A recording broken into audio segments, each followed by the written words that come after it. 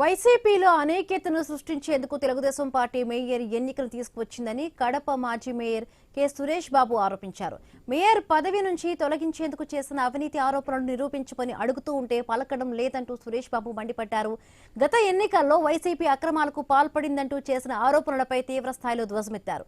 వచ్చే ఎన్నికల్లో కూడా సత్తా చూపుతామని, ప్రస్తుత ఎన్నికల అంశం కోర్టులో ఉన్నందునే కోర్టు నిర్ణయం తర్వాత ముందుకు వెళతామని చెబుతున్న సురేష్ బాబుతో మా కడప ప్రతినిధి Prasad Sharma face to face.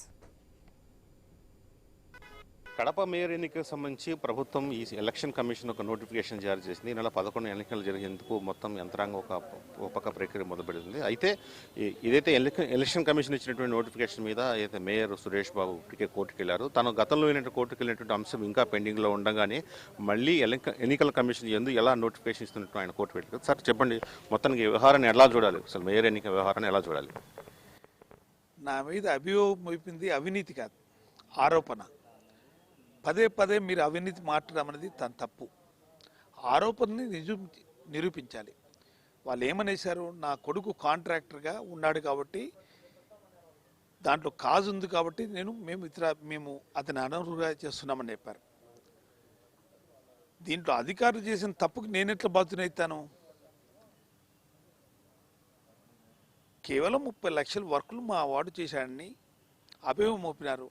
దాని మీద మేము కోర్టు వినాను. కోర్టులో ఉండగానే ఎట్లా ఎన్నిక జరుపుతారు? మీ అధికారం ఉంది కదా అని చెప్పేసి మీరు ఎన్నికల కమిషనర్తో మీరు తెప్పించారని మేము ఆరోపణ చేస్తున్నాం. మీరు మెజారిటీ ఉండారు కదా, మీరే చేసుకోండి అని చెప్తున్నారు. మేము గత ఎన్నికల్లో 50 డివిజన్లు గాను 24 డివిజన్లు మేము ఇనామినేషన్గా కార్పొరేటర్ 26 డివిజన్లు కార్పొరేటర్ ఎలక్షన్లో పోటాపోటీగా జరిగింది ఎన్నిక. ఒక డివిజన్ మీరు గెలిచినారు, మిగతాయని మేము గెలిచాం. అంటే కేవలం మేము ఏదో రిగ్గింగ్ చేశాం, పాల్పడ్డామని నువ్వు ఆరోపణ చేయడం అవివేకం. మీరు ఆ రోజు క్యాండిడేట్ పెట్టలేక, ఆ రోజు మాకు సరైన వ్యక్తులు పెట్టలేక మీరు ఇనామినేషన్ చేసుకున్నాం. మేము అన్నీ చేసుకుంటే ఆ రోజు 50-50 ఇనామినేషన్గా చేసింది కదా. మేము దౌర్జన్యాలు రౌడీజాలు చేసింటే 50-50 చేసిందో.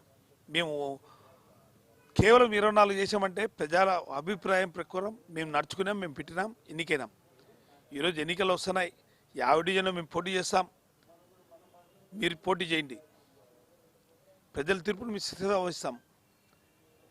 ఒక కోర్టులో ఉన్నప్పుడు కోర్టులో ఉన్న అవినీతి నా మీద ఆరోపణ చేసిన దాంట్లో ఇంకా తేలకముందే ఎన్నికలు వచ్చినాయంటే అధికార పార్టీకి తొత్తులుగా వేరిస్తున్నారు. కాబట్టి అధికార పార్టీ తొత్తుగా వేరిస్తున్నారు. అధికార పార్టీ వాళ్ళే వేసుకునే వ్యక్తులే అధికారులు మాట వింటున్నారు కాబట్టి ఎన్నికలు వచ్చాయి.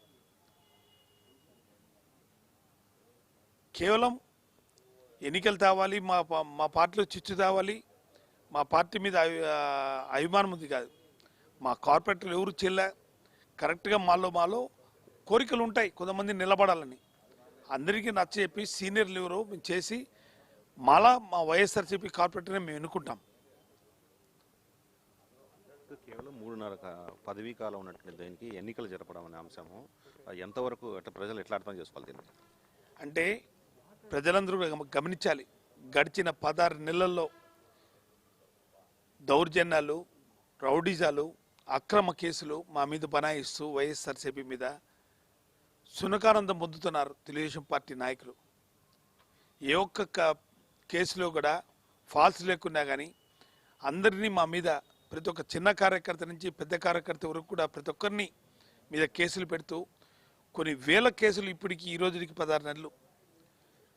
జ్యుడిషియలే ఒక పక్క అంటుంది ఇన్ని అక్రమ కేసులు బనాయిస్తున్నారని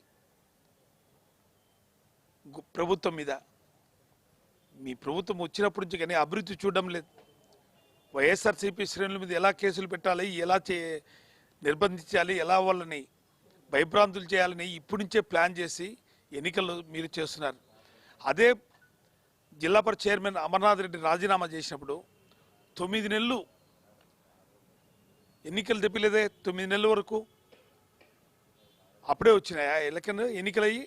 కేవలం వర్గాలు విడదీయాలనే, మా పార్టీలో చిచ్చు పెట్టాలనే, మా పార్టీ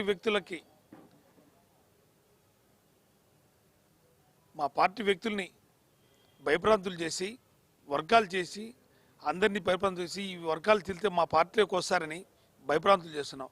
ఈరోజు మీ పార్టీలో చేరిన వాళ్ళు వాళ్ళ మీద అక్రమ లావాదేవీలు అన్ని నిరూపిస్తారని చెప్పేసి మీ పార్టీలో చేరారు తప్ప నిజమైన వైఎస్ఆర్సీపీ కార్యకర్తలు మా పార్టీ పక్కనే ఉన్నారు.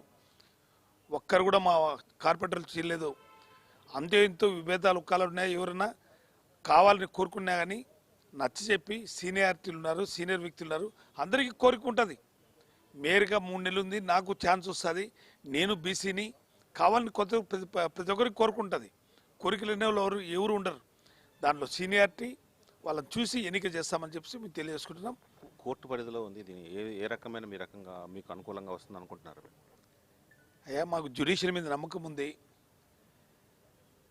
కానీ జ్యుడిషియల్ మీద నమ్మకంతోనే మేము కోర్టుకు వేసాం. జ్యుడిషియల్ కూడా మాకు ఇవ్వనప్పుడు మేము మా పార్టీ అప్పుడు ఆలోచిస్తాం. అప్పుడు మా అభ్యర్థిని కూడా మేము చెప్తాం. ఆ రోజు కూడా మా వైఎస్ఆర్సీపీ శ్రేణులు ఎవరు కానీ వైఎస్ఆర్ వీడరు, మా పార్టీలోనే ఉంటారు నమ్మకంతో, పార్టీ మీద నమ్మకంతో మా పార్టీ అభ్యర్థి బలపరిచిన అభ్యర్థికే ఓటేస్తారు. 9వ తారీఖు విచారణ ఉన్నప్పటి కేసు కేవలం అధికార పార్టీకి చెందిన నేతలు కావాలనే ఈ ఎన్నికల కమిషన్ మీద ఒత్తిడి తెచ్చి ఎన్నికలు తీసుకొచ్చారని ఆరోపిస్తున్నారు. కెమెరా పర్సన్ నాగమూడితో శర్మ, ఐ న్యూస్, కడప.